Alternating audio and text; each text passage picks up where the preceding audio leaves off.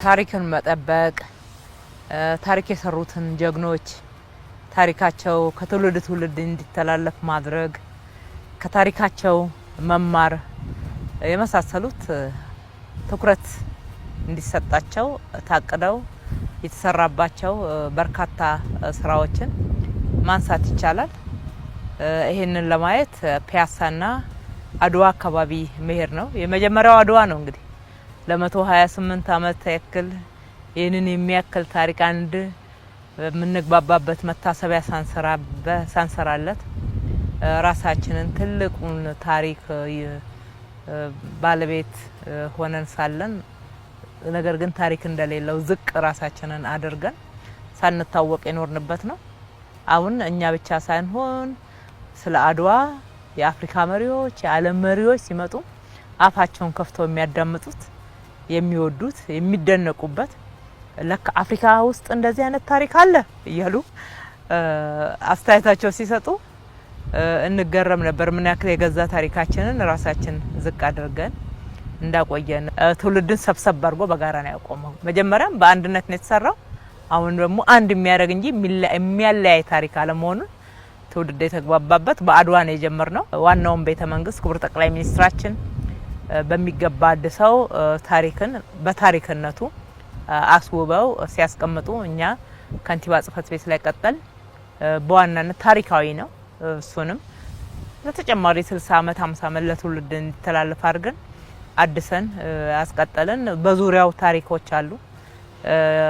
እነ ቴዎድሮስ እነ አቡነ ጴጥሮስ እነ ሚኒሊክ ዙሪያውን ወደዛም ደግሞ ከተሻገርን በ4 ኪሎ መስመር ላይ በርካታ የመጀመሪያ የሆኑ ግንባታዎች ኢንስቲትዩሽኖች አሉና እነሱን እነ ሜጋ አምፊ ቲያትር እነ ሲኒማ ኢትዮጵያን የመሳሰሉትን እናገኛለንና እነሱን እና ሀገር ፍቅርን አድሰን በሚገባ ሌላው ትውልድ ደግሞ የትላንትናው ታሪካችንን ሳይረሳ ለሚቀጥለው የራሱን ድርሻ የራሱን ፋንታ አዲስ ታሪክ መገንባት እንዲችል የተሰራበት ነው። እዛ አካባቢ የተጀመረው እየሰፋ ሄደ። ለሀገር ትልልቅ ውለታ የዋሉ በሁሉም ዘርፍ በኪነ ጥበብ እነማን ናቸው ትውልድን ሰብሰብ በማድረግ ሀገርን ማጀገን ላይ ማስተማር ላይ እውቀት ማስታጠቅ ላይ ሰሩት የሚለውን ከሙያው ዘርፍም ከታሪክም በሚገባ ኮሚቴ አቋቁመን እያነበብን ለመቅደም ላለባቸው ቅድሚያ ሰጥተናል። አዲስ አበባ ላይ የጥላውን ገሰሰን ሐውልት ሰርተናል። የአሊ ብራን ሐውልት ሰርተናል። የመሐሙድ አሁን በህይወት ቢኖርም እንኳን አሁን መዘከር የሚችልበትን እዚሁ ወንዝ ዳርቻ ላይ ሰላም ብሎ ለሰላም ማስተዋጽኦ ያደረገ እስከዛሬ ድረስ ሁሌ አዲስ የሆነውን ያንን ዝማሬውን ወይም ዘፈኑን ታሳቢ በማድረግ ሰላም መንገድ ላይ ሰርተናል።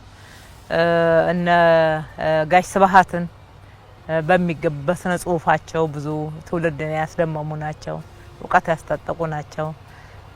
ሎሬት ጸጋዬ ገብረመድህን ትውልድን ያነጹ ናቸው። እስከዛሬ ድረስ ትውልድ የሚማርባቸው ህያው ሪፈረንስ ናቸውና እነኚህን ትውልድ እንዲነቃቃ ትውልድ የበለጠ ለመስራት ከነሱ እንዲማር ለማድረግ እነሱ ቢያልፉ እንኳን አገር ትቀጥላለችና ታሪካቸው እንደማያልፍ ማስተማሪያ ነው ብለን በርካቶች ናቸው እንደዚህ እያልን እየሰራን ያለነው።